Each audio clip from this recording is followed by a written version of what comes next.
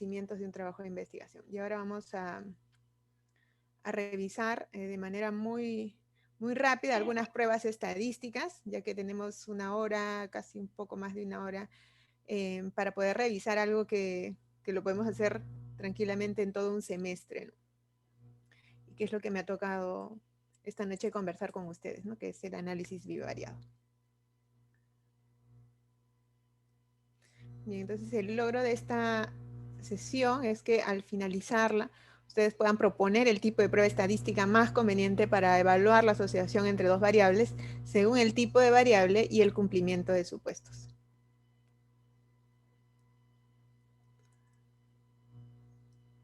Bien, entonces vamos a hablar de algunas pruebas, como las pruebas paramétricas y no paramétricas, y dentro de ella desarrollar algunos ejemplos para la prueba de chi cuadrado, la prueba exacta de Fisher, la prueba de Student. Vamos a hablar un poco de correlación y regresión lineal. Entonces, ¿en qué consiste el análisis bivariado? En realidad, este análisis estadístico nos permite examinar si existe relación o asociación entre dos variables. Estas variables pueden ser a su vez ambas numéricas o una numérica y otra categórica o ambas categóricas. Y esta estadística va a proporcionar los métodos que son las pruebas de significancia para determinar si la asociación o diferencia observada entre los grupos es o no estadísticamente significativa.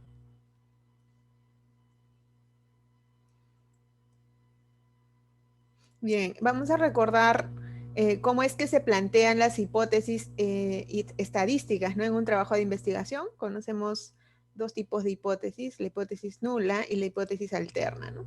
Ambas van a ser mutuamente excluyentes y la hipótesis nula se va a plantear como no existe diferencia entre, ¿no?, la variable A y la variable B, o la proporción de A y la proporción de B. Siempre va a plantearse como que hay igualdad, ¿no?, o no existe diferencia, ¿no?, o no hay asociación. Y es la que se pretende rechazar cuando uno hace las pruebas estadísticas. Mientras que la hipótesis alterna va a decir lo contrario, es decir, que existe diferencias entre una y otra variable, entre ambas medias, por ejemplo, o entre ambas proporciones. Y por lo tanto, esto quiere decir que estaríamos comprobando, ¿no?, una diferencia entre las variables de dos grupos estudiados, por ejemplo. Entonces, el análisis estadístico de los datos servirá para determinar si se puede rechazar o no la hipótesis nula. Ahora, en el planteamiento de hipótesis, luego de este planteamiento de la hipótesis nula y alterna, vamos a hacer una prueba de hipótesis, ¿no? Seguro ustedes ya han visto también cómo es que se hace este contraste o prueba de hipótesis, en la cual tenemos dos planteamientos, donde tenemos una hipótesis nula que puede ser verdadera o falsa, y en base a la prueba estadística y al cálculo de la significancia estadística o el valor de P, vamos a tomar una decisión, ¿no? La decisión de rechazar la hipótesis nula o de no rechazarla. Si tenemos una hipótesis nula verdadera, es decir, real, ¿no?, y no la rechazamos, estamos acertando, ¿no? Esto se le llama el nivel de confianza, es la probabilidad de determinar, ¿no?, una proporción o una media o una diferencia, por ejemplo, con usualmente un 95% de confianza, ¿no? Ese es el nivel de confianza, que vendría a ser 1 menos alfa. Entonces, en el contraste de hipótesis podemos cometer dos errores, ¿no?, el error alfa o el error tipo 1 y el error beta o el error tipo 2. El error alfa vendría a darse cuando rechazamos una hipótesis nula que es verdadera, ¿no? A esto se le llama también el nivel de significancia. Suele ser del 5% o menos, ¿no?, dependiendo de lo que se plantee en la investigación, en el desarrollo del proyecto.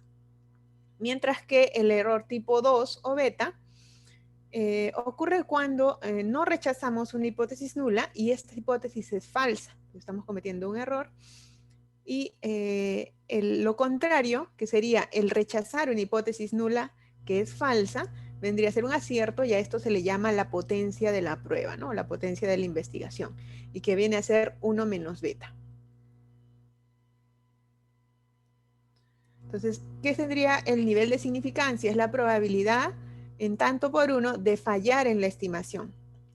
Esto es la diferencia entre la certeza, que es 1, y el nivel de confianza, ¿no? Que suele ser de un 95%. Entonces, en una estimación con un nivel de confianza del 95%, el valor de alfa vendría a ser la diferencia, ¿no? 100 menos 95 entre 100, que vendría a ser 0.05. Algunos toman el valor de 0.01, por ejemplo, pero usualmente para tener un mayor nivel de certeza vamos a requerir probablemente un mayor número de muestra, ¿no? Entonces, un nivel muy aceptable es de 0.05.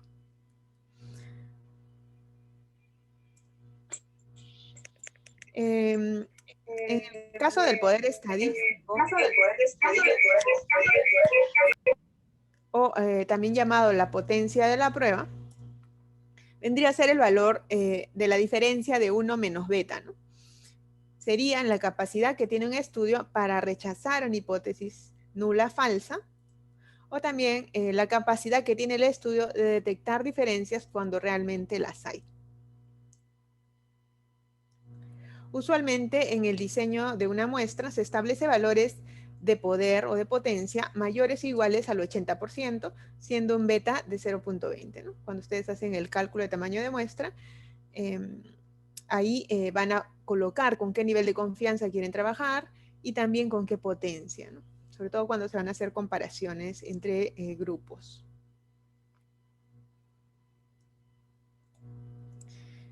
Bien, y hay dos métodos estadísticos, ¿no? En el contraste de hipótesis, que se va a expresar en términos de parámetros poblacionales. Y si hay una distribución normal o hay muchos datos, entonces utilizaremos el método paramétrico. Cuando hay otro método que se va a basar fundamentalmente en el orden de los datos, y en este caso los datos no van a tener una distribución normal o van a ser muy pocos datos, y entonces utilizaremos métodos no paramétricos. Esto quiere decir que para utilizar uno u otro método tenemos que evaluar principalmente si nuestros datos, en el caso de las variables cuantitativas, muestran o no una distribución normal. Ahora, ¿cuáles son los pasos para realizar una prueba de hipótesis? Y estos se van a repetir y es importante recordarlos cada vez que hacemos una prueba de hipótesis. Es el paso 1, que va a ser establecer cuál va a ser la hipótesis nula y la hipótesis alterna, ¿no? Para el contraste. En segundo lugar, tenemos que definir el nivel de significancia, que vendría a ser el alfa, usualmente 0.05.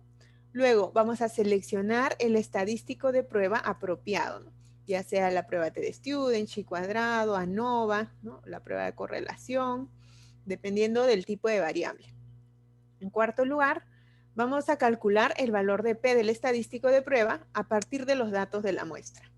Y finalmente, con ese valor de P, tomaremos la decisión, ya sea de rechazar la hipótesis nula, si el valor de P es menor o igual al nivel de significación alfa, es decir, 0.05 o menos, y en cualquier otro caso no se rechaza la hipótesis nula.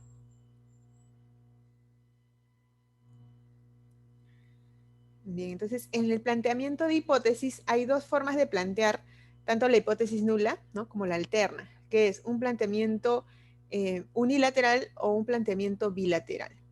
Cuando no se tiene mucha información, y es lo más común, es preferible plantearlo de manera bilateral, ¿no? Es decir, igual o diferente. En este caso, como ejemplo de un planteamiento de hipótesis para comparar dos medias, podemos tener un planteamiento unilateral con cola a la derecha, con cola a la izquierda o de dos colas, ¿no? Ese es el que le menciono, es el bilateral o de dos colas, en el cual mi hipótesis nula será que la media del grupo A es igual a la media del grupo B. Recordemos que siempre la hipótesis nula se plantea como igualdad o de no diferencia, y la hipótesis alterna vendría a ser que la media de A es diferente a la media de B. cuando se plantean las hipótesis de una cola, ya sea a la derecha o a la izquierda, cuando ya hay una información previa, ¿no? De repente se conoce que, por ejemplo, el nivel de glucosa en diabéticos, ¿no? O en personas con obesidad tiende a ser mayor que en personas que tienen un peso dentro de lo normal para su talla. Entonces ya se sabe por ahí que se plantea una cola a la derecha, ¿no? Porque ya sabemos que el grupo A, que podría ser el grupo de obesos, el grupo de diabéticos o de que tengan historia familiar de diabetes, va a ser mayor que el grupo B, ¿no? Pero si no hay información es mejor usar el de dos colas. Y aquí vemos que siempre el símbolo, ¿no?, de igualdad, ¿no?, que sería lo contrario a lo que se plantea en la hipótesis alterna, que es lo que querríamos probar, vendría a ser menor o igual, ¿no? Si planteamos que la media de A es mayor de B, en la nula sería que la media de A es menor o igual a la media de B, ¿no? Igual pasaría con el planteamiento de una cola a la izquierda.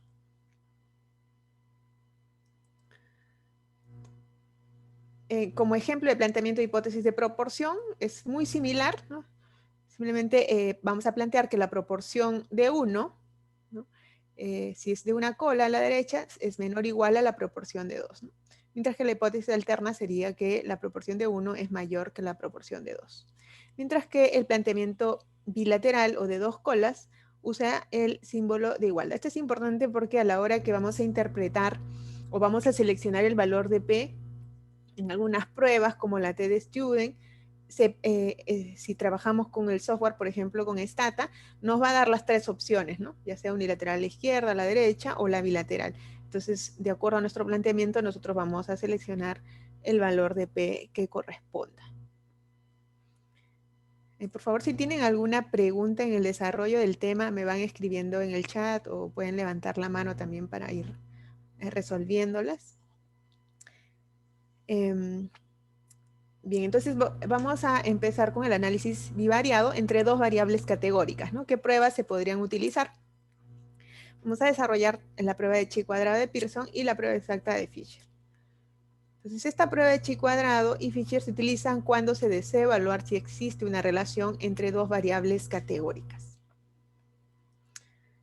El test chi cuadrado es paramétrico, mientras que el test exacto de Fisher es no paramétrico. Y se utilizan para tablas de contingencia de doble entrada, de 2×2. Por ejemplo, queremos evaluar si la presencia de malformaciones congénitas, por ejemplo, en recién nacidos, tiene relación con la edad materna mayor de 35 años. Entonces puedo dicotomizar mi variable edad, hacerla categórica y hacer dos grupos, ¿no? Las menores de 35 y las mayores iguales de 35. Y por otro lado, los recién nacidos sanos y los con malformaciones congénitas, ¿no? Eso se puede plantear, por ejemplo, en un estudio casos control. Entonces, eso sería, a partir de esos datos, podría armar una tabla de contingencia de 2×2, ¿no? Y en ese caso utilizaría cualquiera de estas dos pruebas dependiendo del cumplimiento de supuestos. Entonces van a permitir comparar proporciones entre dos variables. Recordemos entonces que es para variables categóricas, ¿no? Esta prueba chi cuadrado permite comparar además 3 o más proporciones. En realidad no solo pueden ser variables dicotómicas, sino también pueden ser variables politómicas.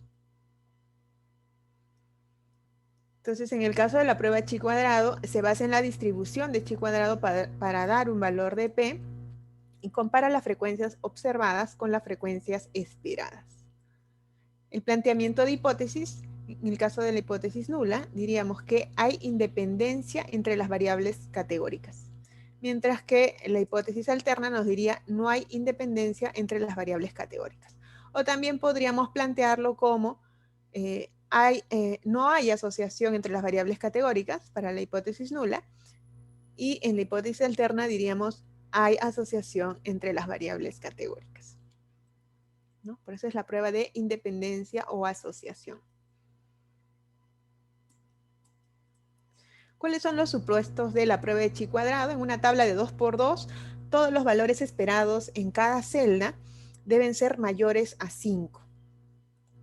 Y en las tablas que contengan más de 4 casillas, al menos el 80% de los valores esperados deben ser superiores o iguales a 5. Estos son algunos ejemplos que he desarrollado en Stata. Sé que ustedes van a tener luego una clase ya de repente un poco más práctica con el software, pero igual para los que lo tienen pueden seguir esta ruta, ¿no? En estadísticas tenemos aquí todas las pruebas estadísticas que nos plantean, ¿no? Y la prueba chi cuadrado el comando se va a encontrar aquí, tabla de contingencia con medidas de asociación.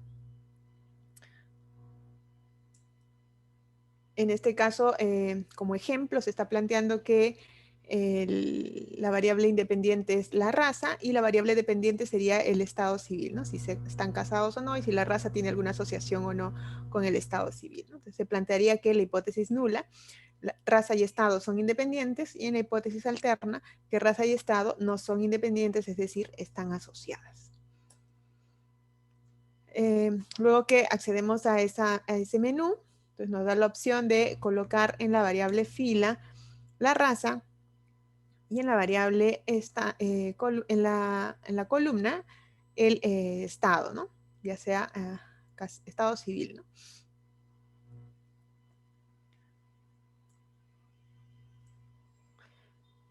En este caso se trata de colocar la variable independiente siempre en las filas y la variable dependiente en las columnas. Tenemos aquí la opción para escoger en los estadísticos, solamente se selecciona la opción chi cuadrado de Pearson, y para valorar el cumplimiento de supuestos, se marca esta opción que dice frecuencias esperadas. Aquí también ustedes pueden pedirle que les dé las frecuencias relativas intracolumna, intrafila, ¿no? Si es que les puede ser útil también para la interpretación. Y en caso de que no cumplan los supuestos, podrían escoger la opción test exacta de Fisher.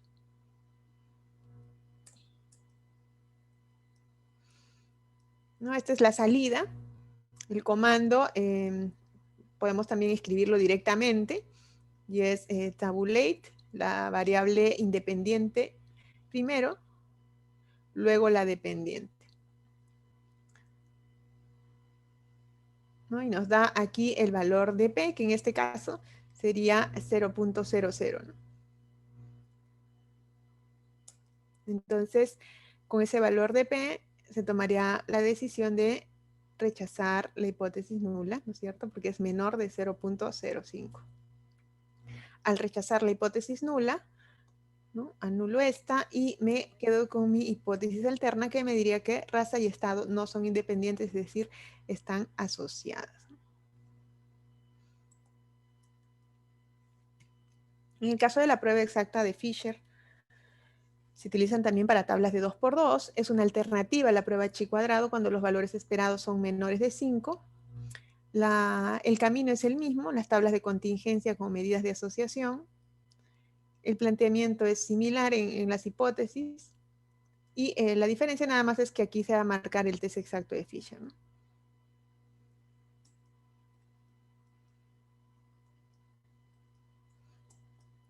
La salida también es muy similar.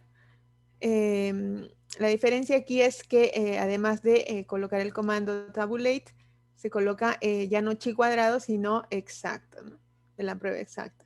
Y me da un valor de P, que es 0.000, y con eso puedo también tomar una decisión estadística y llegar a una conclusión, ¿no? De manera muy semejante a la prueba de chi cuadrado. Vemos aquí, esta es la clave, ¿no? Para poder leer estas tablas. Entonces nos muestra que primero es la frecuencia y luego la frecuencia esperada, ¿no? La frecuencia real, la frecuencia esperada. Si yo veo que mis frecuencias esperadas, en este caso tengo una tabla de 3×2, ¿no? Tengo 6 celdas internas. Si todas estas 6 celdas internas, todas son mayores a 5, entonces, ¿cuál de las dos pruebas uso finalmente? A ver, ¿quién me dice por chat? ¿Cuál de las dos pruebas usaríamos viendo los opuestos y estos valores esperados? Ok, Sofía, muy bien. Entonces la prueba chi cuadrado, ¿verdad? Si por ahí le saliera un 3 aquí, un 2 aquí, le sacan el porcentaje, ¿no? ¿Cuánto representa? Tengo 4 celdas, ¿no? Mayores a 5 y estas dos, digamos que son menores, entonces le sacan el porcentaje. ¿Cuánto representa 4 de 6? si es el valor mayor de 5 de la frecuencia, es mayor de 5 en las frecuencias esperadas, es en más del 80% puedo usar chi cuadrado, ¿no? Pero si es en menos de ello, tengo que usar la prueba exacta de Fisher. Ok, eso es entonces en lo que respecta a estas dos pruebas para evaluar asociación entre dos variables categóricas. Entonces recordamos, primero se realiza el planteamiento de hipótesis. En este caso estamos diciendo que la proporción 1 y proporción 2 no están asociadas o son independientes, y en la hipótesis alterna diríamos que la proporción 1 y proporción 2 están asociadas o no son independientes, ¿no? Se establece la regla de significancia, que es P menor de 0.05, se elige la prueba más adecuada en base al cumplimiento de supuestos, ya sea chi cuadrado o prueba exacta de Fisher. Se calcula el valor de P y en base a ese valor de P se toma una decisión de rechazar o no la hipótesis nula. Bien. Luego pasamos al análisis bivariado entre una variable categórica y una variable numérica. Entonces, ¿qué pruebas tenemos? Va a depender si son dos grupos o tenemos más de dos grupos, ¿no? En el caso de dos grupos usamos la prueba T de Student o U de Matt-Whitney, y en el caso de tres grupos la prueba de ANOVA o Kruskal-Wallis. Entonces, la prueba T de Student es una prueba paramétrica que se utiliza para comparar medias de dos muestras independientes o para comparar medias de dos muestras relacionadas o pareadas. Las muestras independientes vendría a ser, por ejemplo, quiero calcular el índice de masa corporal del grupo de estudiantes de ciencia de la salud versus el grupo de estudiantes de ingeniería, por ejemplo, ¿no? Son dos grupos diferentes y quiero comparar las medias, puede ser de cualquier variable numérica, ¿no? En este caso el índice de masa corporal, o puedo comparar el peso, o el nivel de glucosa, el nivel de presión arterial, lo que ustedes deseen. En el caso de comparar dos medias de muestras pareadas, vendrían a ser en el caso de estudios que tengan un tipo de intervención de repente, y hago una medición inicial, por ejemplo, medida de presión arterial, luego viene una intervención que podría ser el uso de algún medicamento, podría ser el uso de alguna otra infusión o medicina natural, y luego vuelvo a tomar la presión después de un tiempo, ¿no? Y comparo estas dos medidas, ¿no? Esas vendrían a ser las muestras pareadas. ¿Cuáles son los supuestos de la prueba T de Student? Que sea una muestra aleatoria. Es decir, recordemos que para toda prueba paramétrica se parte de que la selección de mi muestra tiene que ser probabilística, ¿no? A través del muestreo aleatorio simple, muestreo estratificado por conglomerados, ¿no? No se debería usar una prueba paramétrica en muestras que no son probabilísticas, ¿no? Que son muestras por conveniencia, por ejemplo. ¿Ya? Entonces son supuestos para las pruebas paramétricas. Además debe haber independencia de observaciones. Las muestras de la variable cuantitativa, ¿no? Los datos tienen que tener una distribución normal, o debe haber un n grande, ¿no? Usualmente mayor de 30. Además, un siguiente supuesto que se va a evaluar con el software, además de la distribución normal, es que las varianzas sean homogéneas, ¿no? En ambos grupos. Y si no cumple alguno de los criterios, entonces se debe usar una prueba no paramétrica. Entonces tenemos aquí como ejemplo una base de datos de un grupo de pacientes, ¿no? De sexo femenino y masculino, y las presiones arteriales, ¿no? Antes y después. ¿No? Se hace el histograma de frecuencias, que es un gráfico que me permite ver la distribución de mis datos, y es una manera indirecta también de evaluar si es que tienen una distribución, si es que tienen o no una distribución normal, ¿no? Están probando la presión arterial por sexo. Entonces, interesa saber si hay diferencia entre las medidas de presión en ambos grupos, ¿no? Tanto en varones como en mujeres. Entonces tenemos una variable cuantitativa, que es la presión arterial, y una variable categórica, que vendría a ser el sexo, ¿no? Varón o mujer. El camino viene por aquí en estadísticas, test de hipótesis clásicos, y ahí vamos a encontrar el test de comparación de medias o la prueba TD-Student. Aquí hay que seleccionar dos muestras usando grupos y se coloca el nombre de la variable que quiere evaluar y la variable de agrupación, que vendría a ser la variable categórica, el nivel de confianza usualmente en 95%. El planteamiento vendría a ser, en Stata se plantea de esta forma como la diferencia, pero se podría plantear también como la media de presión en las mujeres es igual a la media de presión en los varones. Y en la alterna, la media de presión en las mujeres es diferente a la media de presión en los varones. Stata lo plantea como la diferencia, ¿no? Si estos medias son iguales, entonces la diferencia de estas medias va a ser igual a 0. Y si estas medias son diferentes, esta diferencia va a ser diferente de 0. El nivel de significancia, ¿no?, se establece que va a ser 0.05 y el estadístico en este caso va a ser la prueba TD-Student. A ver, hay una pregunta de Ricardo. Si la distribución es no normal en los dos grupos, pero cada uno tiene un n mayor de 30, ¿podríamos usar una TD-Student? Sí se podría usar porque el n es mayor de 30, ¿no? Sí se podría usar, ¿no? Pero también puedes usar una prueba no paramétrica, ¿no? Idealmente es que tengan una distribución normal, pero cuando tenemos un n grande, por ejemplo, si tienen 100 casos, usualmente estos, cuando tienen un mayor número, van a tener una distribución normal.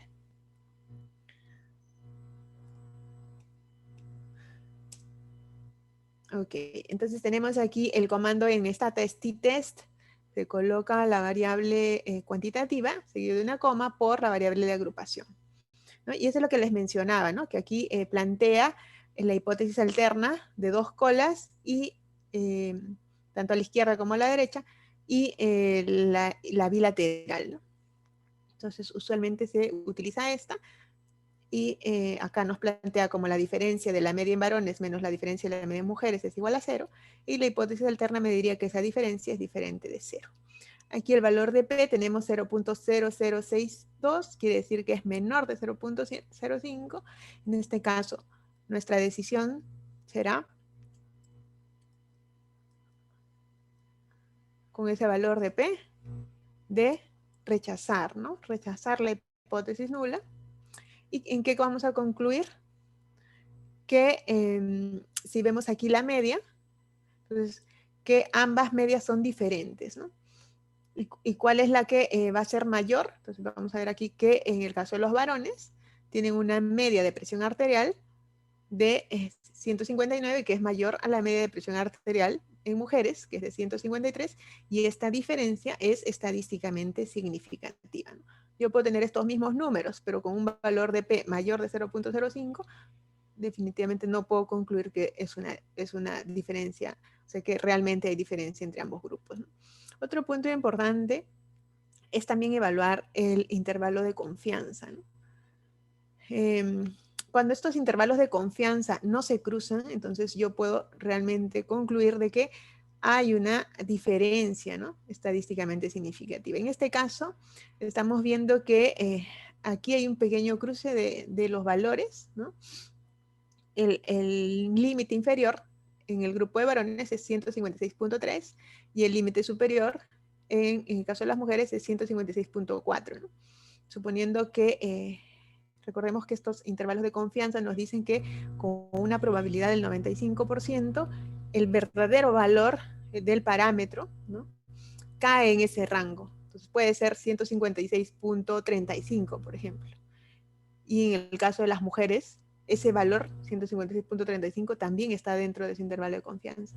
Entonces, con ese apoyo en la interpretación del intervalo de confianza, aún así no podríamos estar del todo concluyendo que hay una diferencia, ¿no?, a pesar que yo tengo un valor de P. Entonces, es importante ver varios aspectos. Además del valor de P, ver los intervalos de confianza también.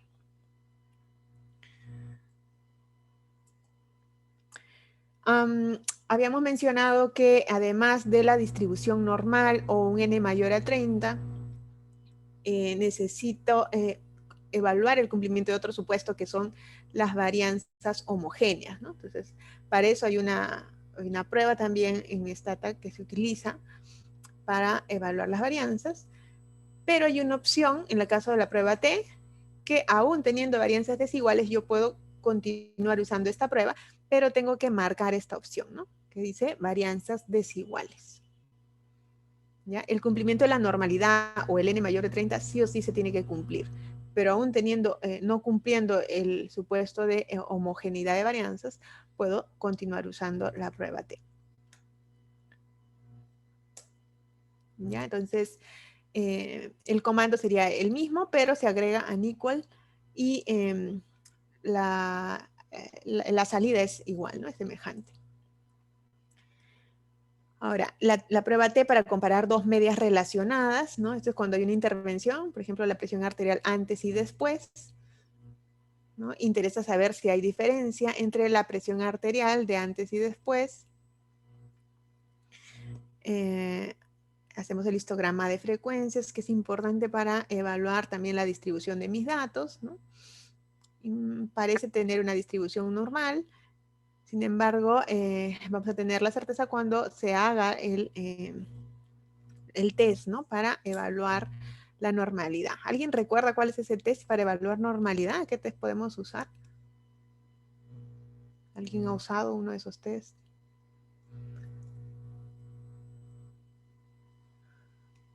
Por ahí te lo comentamos, si no. Ah, muy bien, María. El Shapiro-Wilks. Ajá, es uno de los que más se usa.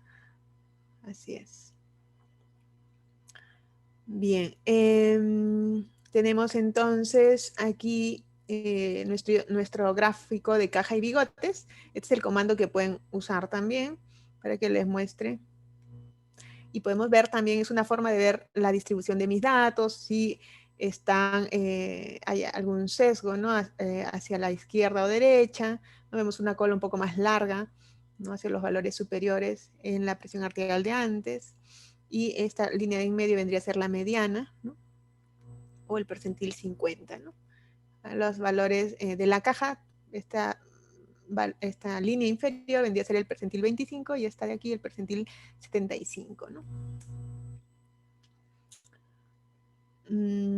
Entonces, ¿cuál es el camino para hacer la prueba de comparación de medias relacionadas o pareadas? Es el mismo, la prueba T, solo que en vez de seleccionar dos muestras usando grupos, vamos a usar la opción emparejados, ¿no? O pareados. Se coloca la primera y segunda variable y el comando sería este, ¿no? T-test, la variable 1, igual la variable 2. Nuevamente el planteamiento de hipótesis sería como la diferencia de ambas medias es igual a 0 o la diferencia de ambas es diferente de 0. El valor de significancia es 0.05 y el estadístico sería la t-de-Student para muestras pareadas. Esta vendría a ser la salida, entonces vemos aquí la media de 156.45 para la presión de antes y 151.36 para la presión después, ¿no? Vemos los intervalos de confianza también. En este caso, si no se superponen, ¿no? Vemos el límite inferior en el grupo de antes, está distanciado del límite superior del grupo de después, ¿no? Entonces aquí nomás con el intervalo de confianza ya podríamos decir que hay diferencia estadísticamente significativa. Vamos a ver el valor de P. Como en este caso lo que queremos plantear es simplemente si hay diferencia o no, entonces usamos la prueba, el planteamiento bilateral, ¿no? Y en este caso nos dice la hipótesis alterna que la diferencia de las medias es diferente de 0 y mi valor de P sería 0.0011, ¿no? Eso nos debería tomar la decisión de que como ese valor es menor de 0.05 se rechaza la hipótesis nula y entonces concluimos que hay diferencia en la media de ambos grupos, ¿no? Es decir, ya viendo los valores, la media de presión arterial de antes es mayor que la media de presión arterial después y esta diferencia es estadísticamente significativa. Si no se cumplen los supuestos, ya sea porque es una un n menor de 30 o no cumple el supuesto de normalidad. Entonces puedo usar la prueba no paramétrica, que es la suma de rangos de Wilcoxon, o también llamado la Udemy-Whitney. Igual se utiliza para comparar mediciones de dos muestras independientes o dos muestras pareadas, que no cumplen los supuestos, ¿no? El supuesto de todas maneras es que sea una muestra aleatoria, que haya independencia de observaciones, que sea una variable continua y que sea una escala al menos ordinal. Las funciones de distribución de las dos poblaciones difieren solo con respecto a la ubicación. ¿Cómo se plantean las hipótesis? En el caso de la prueba T-de-Student, se comparan las medias. Entonces se plantea como que las medias son iguales o las medias son diferentes, ¿no? En ambos grupos. Para la Udemy-Whitney lo que va a evaluar es la mediana. Entonces aquí se va a plantear como que en la hipótesis nula, que la mediana en los varones va a ser igual a la mediana en las mujeres, si utilizamos el mismo ejemplo de la presión arterial en ambos grupos, ¿no?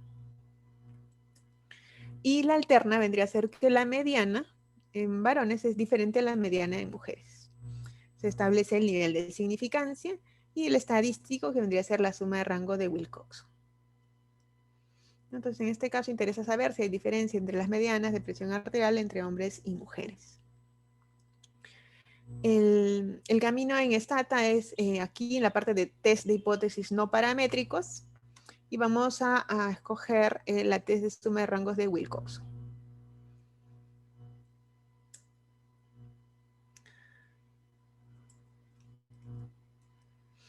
Bien, este es donde colocamos las variables. Colocamos la variable de presión arterial y la variable de agrupación, muy semejante a la prueba T.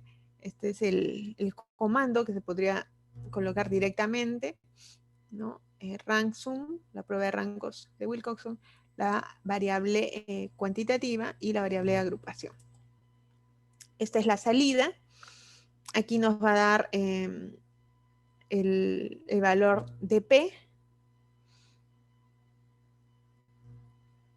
Y en este caso es 0.0047, ¿no? Que es menor de 0.05, por lo tanto rechazamos la hipótesis nula de igualdad y concluimos que las medianas de ambos grupos son diferentes.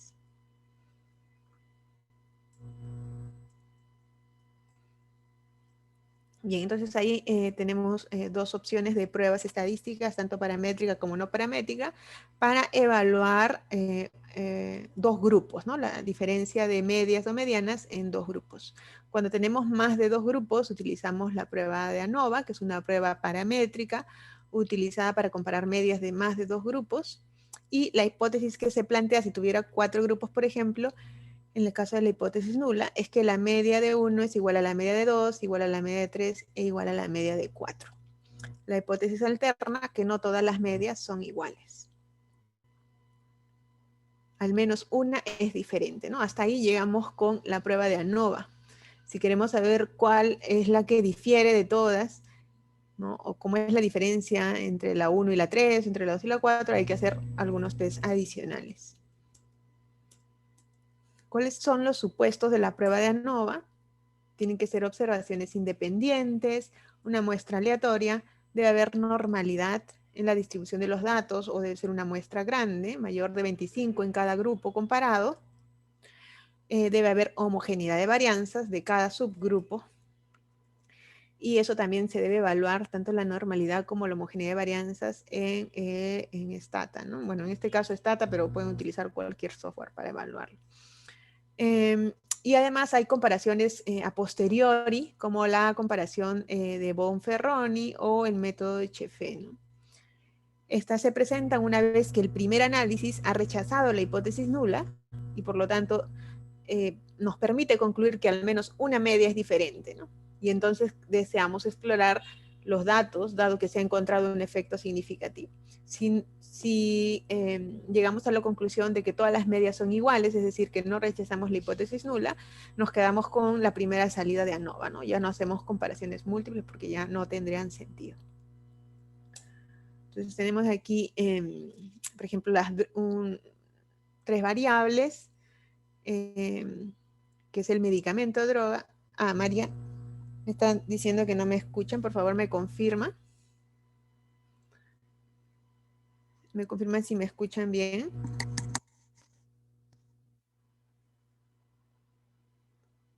Ok, todo bien con el audio entonces, ¿no? Ok, bien, me avisan cualquier cosa, por favor. María, espero que hayas ya recuperado el audio. Ok, entonces tenemos aquí tres variables, que es el medicamento, droga, la enfermedad y en este caso vendría a ser el incremento de la presión sistólica. Entonces, la variable dependiente vendría a ser el incremento de la presión sistólica, la variable independiente, el medicamento, ¿no? La dependiente es numérica, la independiente en este caso es categórica, ¿no?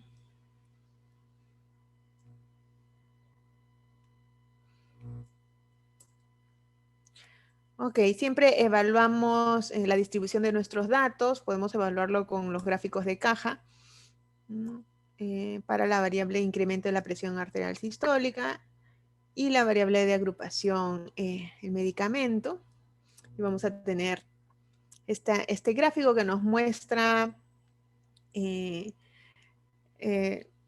la diferencia, ¿no? En las medianas y en la distribución de mis datos, tanto para la droga 1 y 2, ¿no? Que son muy semejantes en comparación con las drogas 3 y 4, ¿no? Entonces, en este caso podríamos decir que el incremento de la presión arterial sistólica es mayor cuando se usa el medicamento 1 y 2 que cuando se usa el medicamento 3 y 4. Y que probablemente no haya diferencia entre el 1 y 2 ni entre el 3 y 4. Entonces, la ANOVA nos va a permitir determinar realmente si esto que estamos viendo en el gráfico es estadísticamente significativo y cuál es la diferencia entre cada uno de estos grupos, ¿no?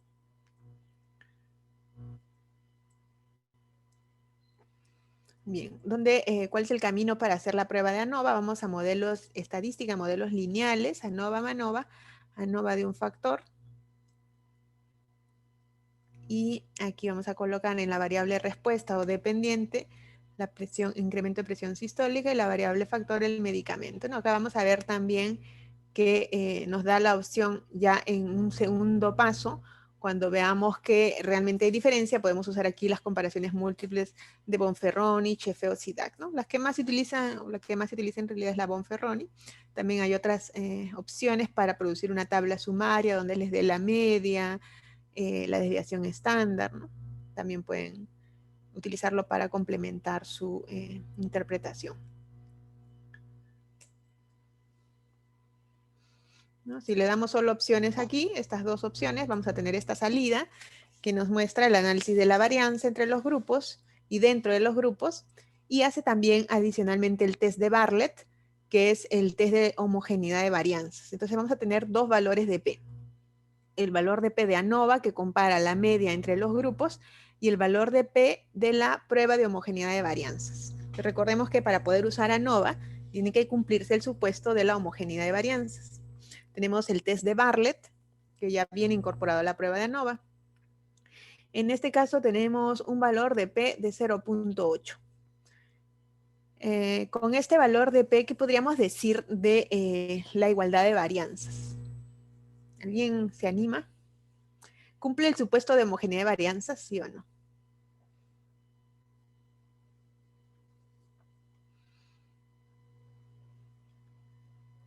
Sebastián nos dice que sí, Ricardo nos dice que sí, se acepta la hipótesis nula, ok.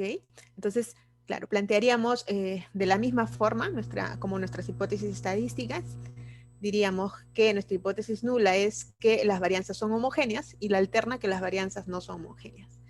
Como el valor de P es 0.8, es mayor de 0.05, entonces no rechazo la hipótesis nula y concluyo de que ambas varianzas o la varianza entre los grupos son homogéneas. Por lo tanto, cumple el supuesto para ANOVA. Para ello ya tendría que haber hecho también la evaluación del supuesto de normalidad, ¿no? En cada grupo. Y asumiendo que ha cumplido ese supuesto, tenemos este valor de P de 0.0001 Y de acuerdo al planteamiento de ANOVA, con este valor, que es menor de 0.05, rechazamos la hipótesis nula y concluimos que no todas las medias son iguales, ¿no? Al menos una es diferente.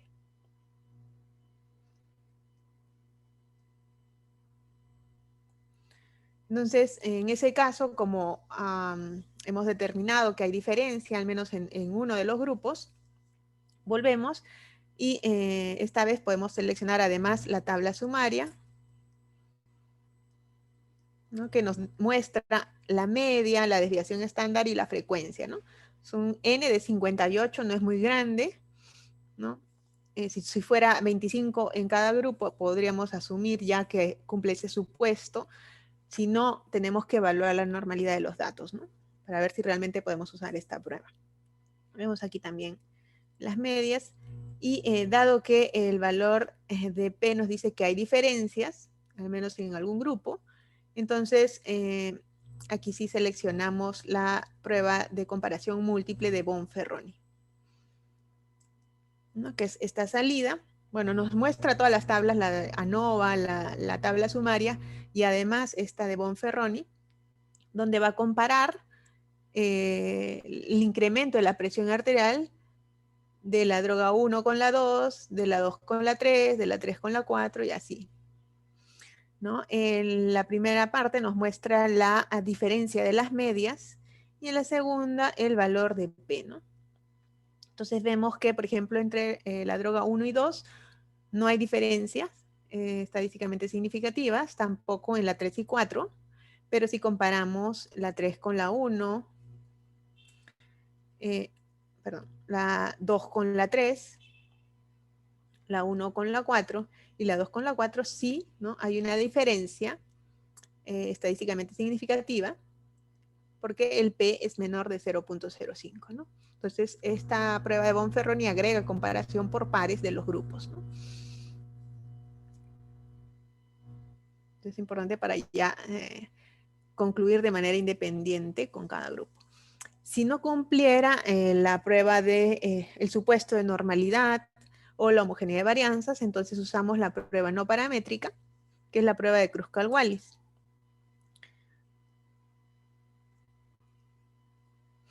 Permite llevar a cabo inferencia estadística con datos ordinales cuando se tienen más de dos grupos. Y la hipótesis sería que la mediana de 1 es igual a la mediana de 2, igual a la mediana de 3, e igual a la mediana de 4. Y en la alterna que no todas las medianas son iguales. Esta prueba la vamos a encontrar en los test de hipótesis no paramétricos, test de Kruskal-Wallis por rangos, ¿no? Y vamos a seleccionar la variable de respuesta, que vendría a ser la numérica sistólica, y la variable que define los grupos. Esta es la salida que nos da, es una salida general. Nos dice aquí el valor de P, que es 0.0001. Esto quiere decir que con ese valor de P menor de 0.05 rechazamos la hipótesis nula, nos quedamos con la alterna y concluimos que no todas las medianas de los grupos son iguales. La prueba de Kruskal-Wallis no nos permite hacer una prueba, un estudio a posteriori o una comparación a posteriori, pero hay una salida para poder comparar, ¿no? Los grupos, ¿no? El 1 con el 2, el 2 con el 3, ¿no? Solo que es un poco más larga. Entonces, ¿cuál es el comando? En este caso vendría a ser, el comando es K-Wallis y se coloca la variable numérica, if, ¿no? El condicional, si la droga, que sería la variable categórica, es igual a 1, ¿no? El grupo 1, y lo compara con el grupo 2. Entonces acá me va a hacer una comparación independiente, ¿no? Y me da la probabilidad de la diferencia de medianas entre el grupo 1 y el grupo 2. Y eso tendría que hacerlo de manera sucesiva con los siguientes grupos, ¿no? El planteamiento sería de forma independiente, la mediana 1 es igual a la mediana 2 en la nula y en la alterna que ambas medianas son diferentes, ¿no? De la misma forma se establece el nivel de significancia y la decisión, según el valor de P, de si se rechaza o no la hipótesis nula, ¿no? Lo mismo se hace para el grupo 1 con el 3, ¿no? Que en este caso sí hay un valor menor de 0.05. Luego tenemos el grupo 1 con el 4, ¿no? El grupo 2 con el 3, y se van tomando las decisiones, ¿no? De manera independiente. El grupo 2 con el 4, lo que es un poco más larga, pero eso nos queda si es que no, no cumplen los supuestos, ¿no? Y el grupo 3 con el 4. ¿Sí? Entonces es la prueba de Kruskal-Wallis. La interpretación es la misma como vimos en el inicio cuando fue todo el grupo grande. Y siempre recordar entonces los pasos para la prueba de hipótesis, ¿no? Primero, plantear bien las hipótesis. Si no planteo bien las hipótesis, no voy a poder llegar a una buena conclusión. Segundo, establecer el nivel de significancia, ¿no? Tercero, establecer qué prueba voy a utilizar de acuerdo al tipo de variable y el cumplimiento de supuestos. Cuarto, calcular el valor de P. Y quinto, tomar una decisión, ¿no? En base a ese valor de P, de rechazar o no la hipótesis nula. Y entonces hasta ahí hemos visto el análisis de cuando hay una variable numérica con una variable categórica para dos grupos, ¿no? La prueba de Student y la prueba Udema-Whitney, o cuando hay más de dos grupos, la de ANOVA o la de Kruskal-Wallis, ¿no? Ahora vamos a ver el análisis cuando son dos variables numéricas. Tenemos la correlación de Pearson, la correlación de Spearman y la regresión lineal. Entonces, en el caso de la correlación de Pearson, lo que vamos a hacer es calcular este coeficiente de correlación de Pearson. Esta es una prueba paramétrica y está utilizada para medir la fuerza de la relación lineal entre dos variables. En las pruebas anteriores, lo que hacíamos era, en el caso, por ejemplo, de chi cuadrado, determinar la independencia de variables o si están o no asociadas, nada más, ¿no? En el caso de la prueba TD Student o la Udema-Whitney, decíamos si había diferencia o no entre las medias o medianas de ambos grupos. Lo mismo con la ANOVA y Kruskal-Wallis. Pero en el caso de la correlación de Pearson, ya no solo decimos que hay diferencia, sino es que medimos la fuerza de la relación lineal. Ya, están asociadas y qué tanto están asociadas, ¿no?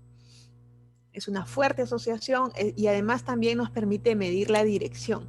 Es una asociación positiva, es decir, que a medida que una aumenta, la otra también, o es una asociación negativa, es decir, inversa, a medida que una aumenta, la otra disminuye.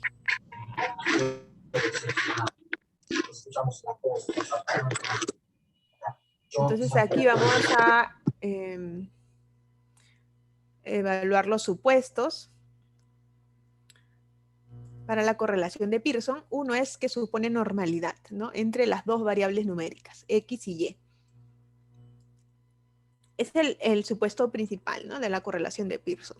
Y hay que tener en cuenta que es sensible a valores extremos. O sea que si hay un valor extremo, puede ser necesario retirarlo, porque esto puede afectar esta prueba de correlación.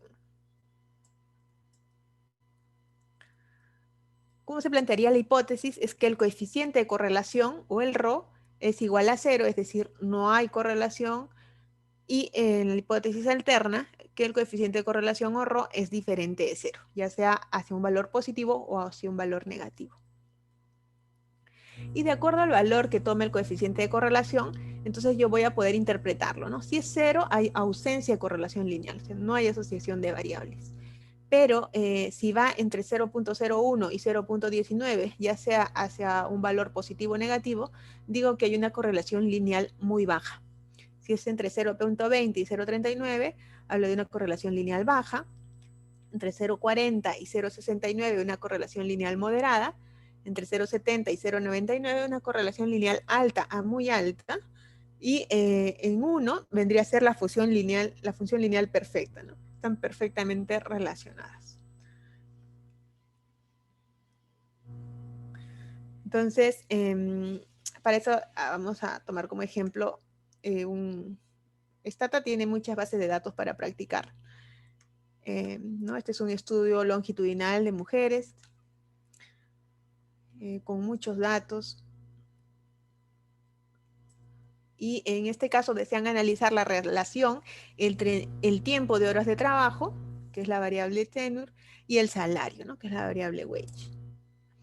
Entonces, para realizar la correlación de Pearson, vamos a sumario de tablas y test estadísticos. Vamos aquí a la opción correlaciones y covarianzas.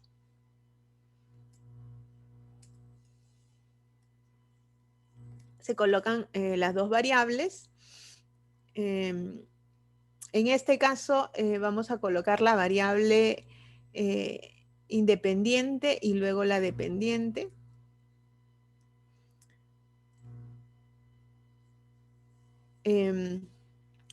Y el comando sería correlate tenure, que es el horario laboral, y wage, que es el salario, ¿no?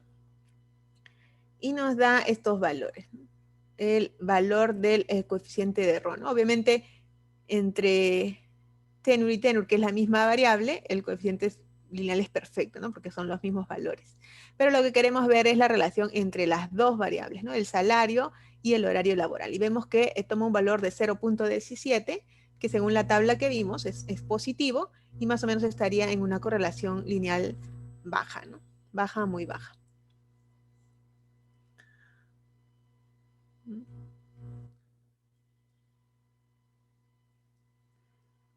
También podemos hacer la correlación de 3 variables numéricas. En este caso se está agregando la edad. Hay también opciones y se puede mostrar otros datos para poder interpretarlo mejor, como las medias, desviación estándar. Se pueden mostrar también las covarianzas.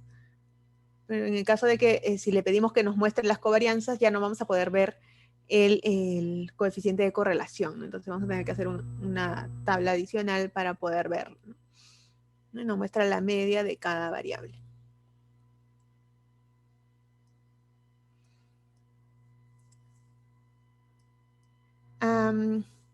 Aquí también en la siguiente opción, que es correlaciones por pares, nos permite hacer igual la prueba de correlación de Pearson. Es otra opción. El comando es pwcore. Igualito se coloca las variables numéricas. Lo diferente aquí es que nos permite ver el nivel de significancia, ¿no? O sea que es preferible, si queremos valorar el nivel de significancia del coeficiente de correlación, que es el ρ, es decir, si es significativo o no, pues conviene utilizar este comando, ¿no? Que es el pwcore. Y es lo que vemos aquí. El otro era correlate, aquí es pwcore, y vemos que este coeficiente de correlación, que aún siendo bajo, es estadísticamente significativo. Entonces, con este valor de P, yo puedo decir realmente que hay significancia estadística, que hay una correlación positiva entre el salario y las horas de trabajo. Es decir, que a medida que aumenta el salario, por ejemplo, aumenta también las horas laborales, ¿no? O viceversa, ¿no? A medida que aumenta el horario laboral, aumenta también el salario.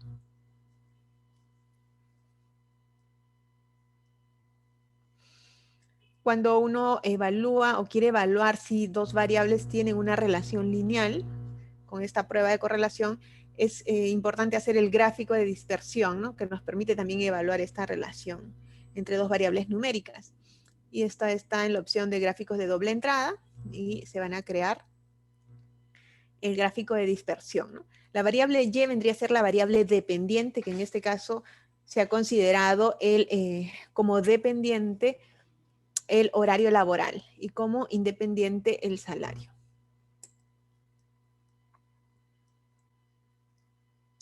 Entonces estos puntos vendrían a ser cada una de las observaciones, ¿no?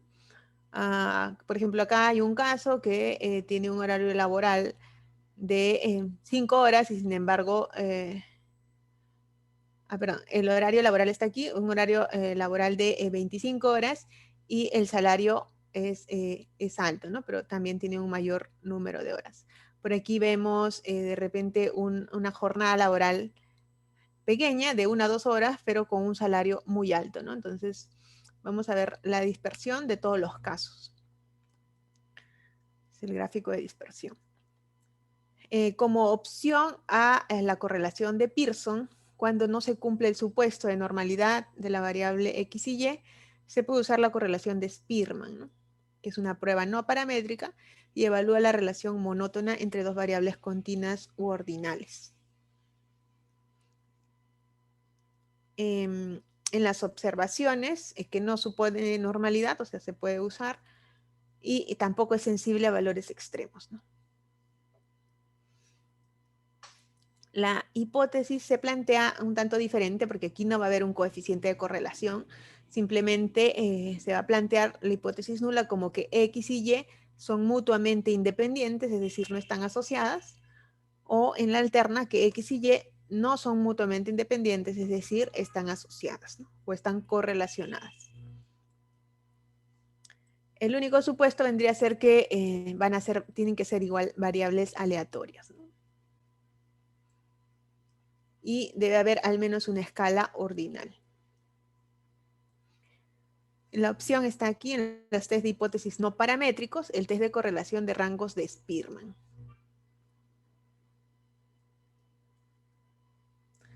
Se colocan las variables y esta es la salida, ¿no? O se coloca este comando también, Spearman, y las dos variables. Y este es el valor de P, ¿no? 0.000. Este vendría a ser como el coeficiente de correlación, pero es el Rho de Spearman, ¿no? Y usualmente no se interpreta como el coeficiente de correlación de Pearson, ¿no? Entonces solamente se ve el valor de P, ¿no? El T sería este de hipótesis nula, que raza y salario son independientes, ¿no?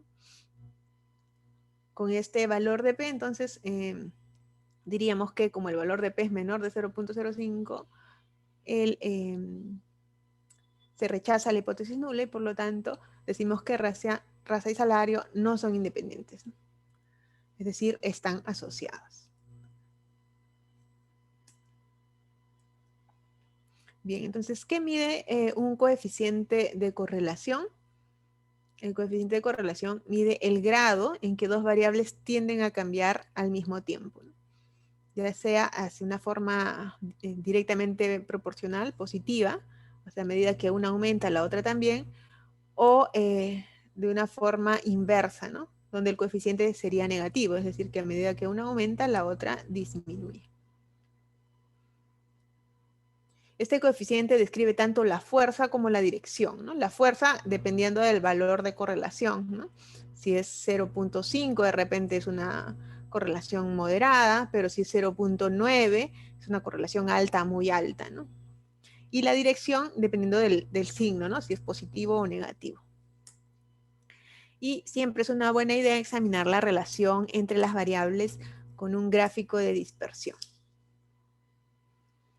Asimismo, los coeficientes de correlación solo miden relaciones lineales o monótonas, ¿no?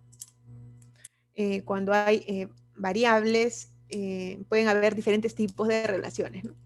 Pero solo vamos a evaluar en este caso relaciones lineales. Ahora, ¿qué es el gráfico de dispersión? Lo que les mencionaba, que este gráfico se va a representar por puntos, ¿no? De las dos variables analizadas, donde la variable independiente está en el eje de las abscisas y la dependiente en el eje de las ordenadas, ¿no? Y dependiendo de la forma de la nube de puntos, podemos tener una idea de si es una relación positiva, ¿no? Si describe una línea hacia arriba, o una relación negativa de repente, describiría una línea hacia abajo, ¿no? A medida que una aumenta, la otra disminuye. Entonces estos gráficos permiten evaluar la relación entre variables y además se pueden adicionar también las rectas de regresión que vendrían a ser ya los valores predichos, o sea que se van a poder predecir con el análisis de regresión, ¿no? Una vez que determinamos que dos variables numéricas están correlacionadas, por ejemplo, en el caso de la correlación de Pearson, el siguiente paso sería poder predecir mi variable dependiente a partir de la independiente. Y esto sería con la regresión lineal.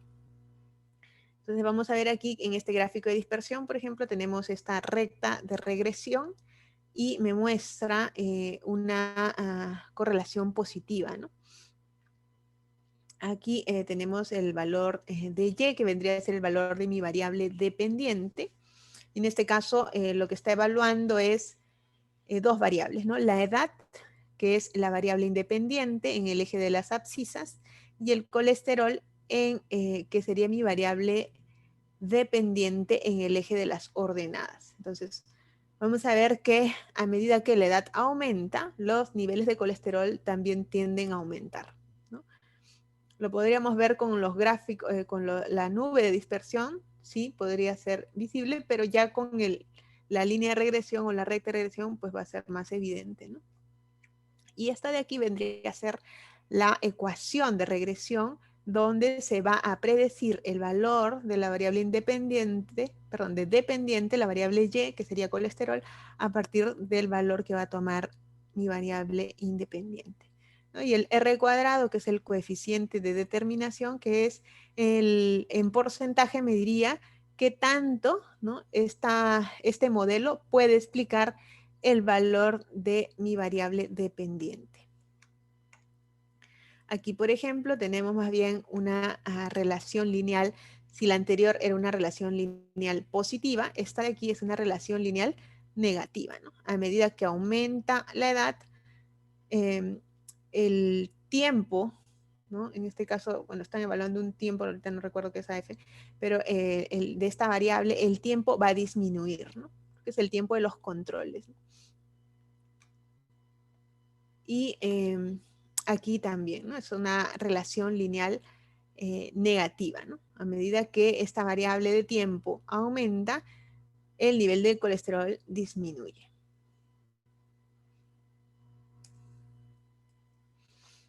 Bien, entonces de la relación entre variables, el análisis de correlación entonces va a tener como objetivo detectar posibles relaciones lineales entre variables, ¿no? Mientras que el análisis de regresión es un análisis posterior al análisis de correlación, y si en caso mis variables presentan un fuerte grado de correlación o mi coeficiente de correlación es significativo, entonces un siguiente paso sería buscar, ¿no?, la forma funcional que mejor explique la variable dependiente a partir de la independiente, es decir, predecir, ¿no? En función de mis datos, yo pueda predecir qué valor tendría mi variable independiente dado el valor de X. Estos son los tipos de relación entre variables. Una correlación positiva, esa sería una correlación lineal perfecta, un valor de coeficiente de correlación de 1, pero también puede haber un valor de 0.8, por ejemplo, donde los puntos, si bien es cierto, no están todos sobre la recta de regresión, pero tienden a agruparse, ¿no?, cercana a ella. Podemos tener también una correlación lineal negativa, ¿no? Siempre el eje, la variable dependiente va a estar en el eje de las ordenadas, el X en el de las abscisas, que sería la variable independiente, y acá vamos a ver una correlación lineal perfecta, pero negativa, ¿no? Y aquí una correlación lineal alta a muy alta, negativa. Aquí, si vemos una nube distribuida de esta forma, vamos a tener una idea de que no hay una correlación, ¿no? Los valores de X y Y son totalmente independientes. Ahora, es importante tener en cuenta que la asociación no implica causalidad, ¿no? Simplemente decimos que están asociadas, que a medida que una aumenta, otra también aumenta, pero no podemos concluir que una causa la otra, ¿no? Para eso ya tendría que hacer otro tipo de análisis para buscar causalidad, ¿no? Como la regresión múltiple, ¿no? O la regresión logística. Y en el caso de la regresión lineal simple, es una técnica estadística utilizada para predecir o estimar una variable cuantitativa en función de otra cuantitativa. Y esta sería la ecuación de regresión, ¿no? Mi valor que voy a predecir de Y va a ser igual a estos coeficientes, ¿no? El coeficiente A, que vendría a ser una constante, más el coeficiente B, que es el coeficiente de regresión, por mi variable independiente, o el valor de mi variable independiente, ¿no?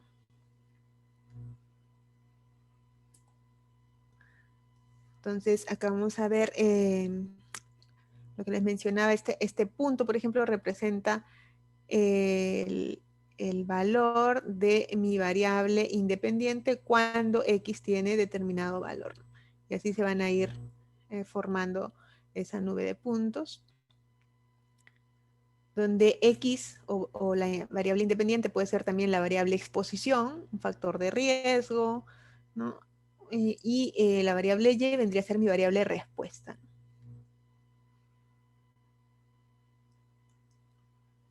¿Cómo se interpreta estos coeficientes en la regresión lineal? Si X varía en una unidad, Y varía la cantidad de B. Y entonces, ¿cómo se interpreta este coeficiente, no?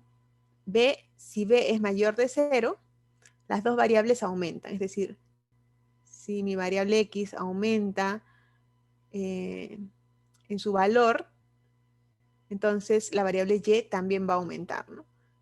¿Y qué cantidad? Va a depender del valor que tenga este coeficiente, ¿no? Y si B es menor de 0, cuando una variable aumenta, la otra disminuye. Si X aumenta, Y va a disminuir. Para la regresión lineal simple también hay supuestos, el supuesto de linealidad, también que las observaciones sean independientes. Esta linealidad se va a evaluar con la correlación lineal, ¿no? Si hay correlación, entonces ya cumplió el supuesto. Luego viene lo de observaciones independientes. N vendría a ser la distribución normal de Y para cada subpoblación de X y E la igualdad de varianzas de Y para cada subpoblación de X. Para realizar la regresión lineal en Stata, por ejemplo, tenemos aquí en estadística modelos lineales, regresión lineal. La variable dependiente en este caso, para el ejemplo, se está tomando wage, que vendría a ser salario, y como independiente el horario laboral. O sea, si el horario laboral tiene influencia o no en el sueldo, ¿no? En el salario. Vamos a ver que el comando vendría a ser este regress wage, que siempre se pone primero la variable dependiente y luego la independiente, ¿no? Y nos muestra aquí una tabla de datos. Aquí nos muestra el número de observaciones, 2231. Aquí está el valor de P del modelo, 0.000. Es decir, si este valor de P es menor de 0.05, entonces le da validez, ¿no? Este modelo de regresión es válido para poder predecir el valor de mi variable dependiente, ¿no? A partir de X.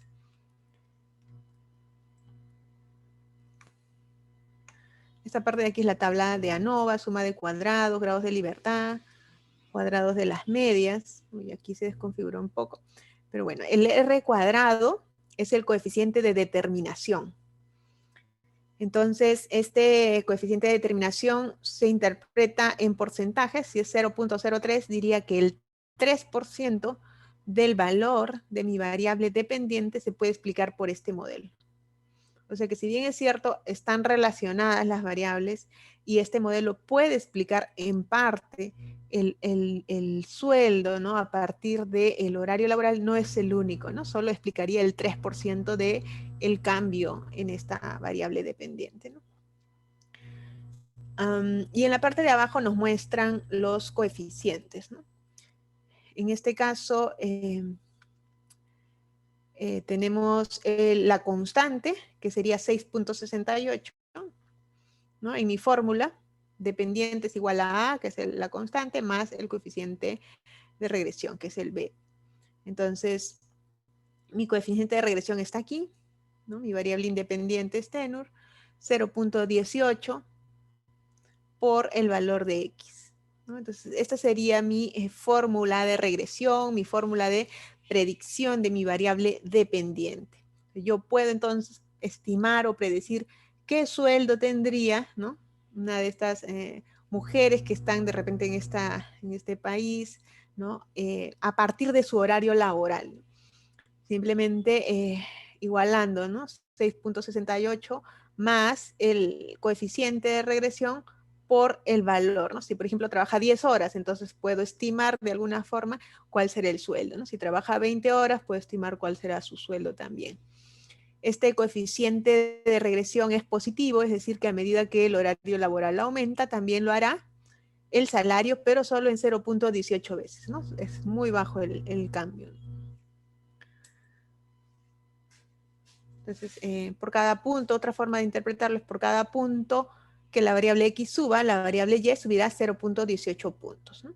Como P es, como el valor de P, hay un valor de P además del modelo para el coeficiente y este es menor de 0.05, entonces decimos que es un coeficiente válido, ¿no? Para poder predecir mi variable dependiente. Bien. Y ya para finalizar, nada más recordar entonces las pruebas, ¿no?, que se utilizan, tanto paramétricas como no paramétricas, ¿no? Cuando queremos comparar proporciones, por ejemplo, la chi cuadrado, y si no cumple los supuestos, la prueba de Fisher. Si quiero comparar medias de dos muestras independientes o las pareadas, uso la T de Student. Y si no cumple los supuestos, uso la U de Matt-Whitney o la suma de rangos de Wilcoxon, que en realidad es la misma prueba, solo que el nombre cambia. Y si quiero comparar muestras pareadas, está el test de los rangos asignados de Wilcoxon. Para comparar medias de más de dos grupos, utilizo ANOVA, y si no cumplen los supuestos, tenemos la opción de Kruskal-Wallis. Si quiero hacer la correlación lineal entre dos variables, para variables continuas que cumplen el supuesto de normalidad, tenemos la correlación de Pearson, y para quienes no cumplen el supuesto, tenemos la correlación de Spearman, ¿no? Y si sale positiva la correlación de Pearson, entonces puedo proceder a la regresión lineal para la predicción de mi variable dependiente. Acá hay algunos videos complementarios, ustedes los pueden revisar también, los que tienen Stata, pueden descargárselo. Ahí les muestra cómo hacer la prueba de chi cuadrado, la prueba de T Student, U de Matt-Whitney, la prueba de ANOVA y Kruskal-Wallis también. Muy bien, si tuvieran alguna pregunta, por favor. Muchas gracias por su atención.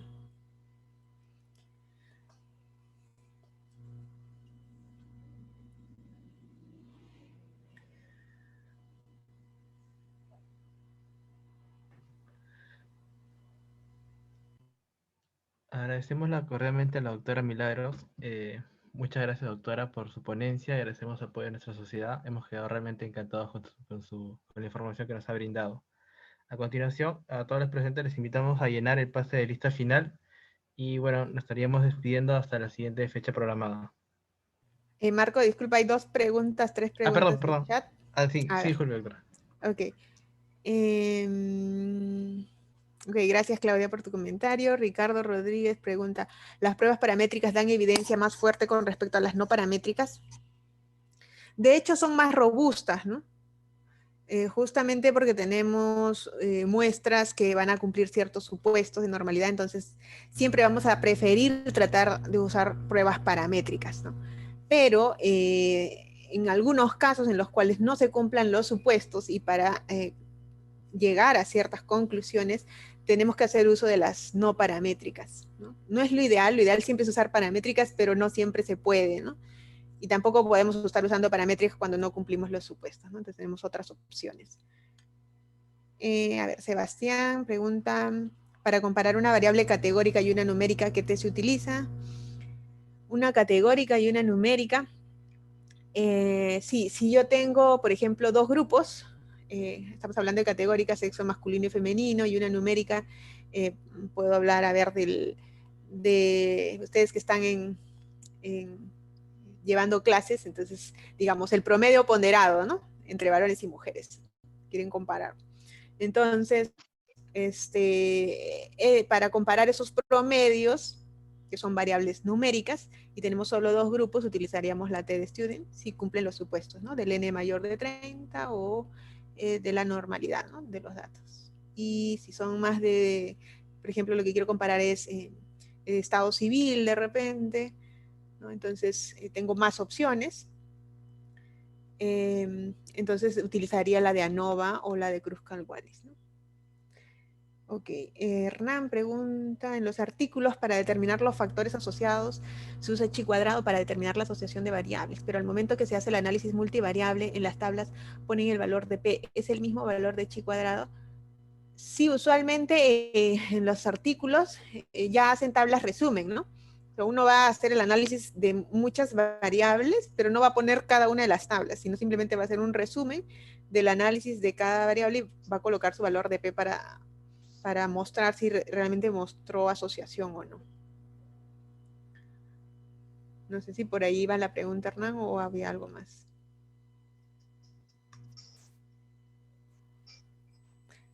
Pero a veces se puede colocar en una misma tabla de resumen en los artículos, no solo chi cuadrado, pueden haber usado TED-Student o varias pruebas y todo lo sintetizan en una sola tabla y ahí les van a especificar seguro qué pruebas es. Es importante entonces cuando ustedes hagan su protocolo de investigación, y eso nosotros lo revisamos porque me toca revisar como parte del comité de ética muchos trabajos, entonces, y siempre hay serias deficiencias en la parte de proceso estadístico. Entonces, ya desde inicio, cuando ustedes hacen un proyecto, tienen que saber qué cosas le van a hacer a cada una de sus variables. Si ustedes tienen su operacionalización de variables y ahí tienen variables cuantitativas y categóricas, entonces tienen que describir, ya, primero que van a hacer la descripción, ¿no? Creo que ya la clase anterior del curso han hecho, ¿no? Variable, análisis univariado. Entonces, ¿cómo describo mis variables cuantitativas? ¿Qué voy a utilizar? La media, voy a utilizar la mediana, de repente para las que tienen distribución normal voy a utilizar la desviación estándar, pero para las que no lo tienen voy a usar la mediana para describirlas. Igual para las variables categóricas, ¿no? ¿Cómo las describo? Por números absolutos, por frecuencias relativas, voy a presentar gráficos, ¿no? Todo eso tengo que ponerlo. Luego, ¿qué pruebas voy a usar? ¿Qué pruebas estadísticas voy a usar? Entonces colocaré pues para mis variables categóricas, utilizaré chi cuadrado, para las numéricas de repente la TED-Student, ¿no? Entonces ya ustedes tienen que ir a verse adelantado a qué es lo que van a hacer en el proyecto, o sea, no pensar ya cuando tienen los datos. ¿Ya? Entonces es importante que ustedes puedan ir practicando, ¿no? El planteamiento y la selección de las pruebas para cada tipo de variable y el cumplimiento de supuestos. Ok, Ricardo pregunta, muchos trabajos usan pruebas paramétricas, pero con muestreo por conveniencia. ¿Eso es incorrecto? No es lo ideal, como ven ustedes, el supuesto principal para usar pruebas paramétricas siempre es que sea una muestra aleatoria, ¿no? Porque si no, ¿cómo llegamos a conclusiones? ¿Cómo hacemos inferencia? Recordemos, en la estadística tenemos la estadística descriptiva, que simplemente tengo mi serie de casos y yo los describo. Ya, en mi número de pacientes que se atienden en tal consultorio, estas son sus características. Nada más. Yo no puedo hacer inferencia. ¿Cuándo yo puedo hacer inferencia? O cuando se hace inferencia, cuando ustedes a partir de una población seleccionan una muestra y esta muestra tiene que ser probabilística, tiene que ser representativa, y entonces ahí yo puedo hacer inferencia. Y en inferencia hago análisis estadísticos, contraste de hipótesis, ¿no? Entonces no puedo hacer inferencia sobre una muestra por conveniencia, ¿no? O sea, inferencia, es decir, tomar las conclusiones que llegue a una muestra para extrapolarla a una población, por ejemplo. Es importante tener en cuenta entonces a la hora que hacen la selección de su muestra, traten siempre de buscar un muestreo probabilístico, ¿no? No siempre se puede, ¿no? Pero en la medida de lo posible. No sé si hay alguna pregunta más. Creo que no. Ya. Hernán puso un artículo ahí, pero creo que ya no nos da el tiempo para poder revisarlo. Igual por ahí les dejé mi correo, si tienen alguna duda adicional pueden escribirme. Y bueno, encantada de poder participar con ustedes en esta ocasión. Bueno, de nuevo le agradecemos bastante, doctora, por su ponencia y realmente por el apoyo. Realmente ha sido muy gratificante toda la información que ella nos ha podido brindar. Realmente le agradezco bastante y en nombre también de todos mis compañeros. Por favor, chicos, les pido por favor que llenen el pase de lista final, que lo están ahorita copiando en el chat, y para ya poder dar por finalizada la ponencia de hoy día. Muchas gracias, doctora. Ok, muchas gracias a ustedes. Buenas noches.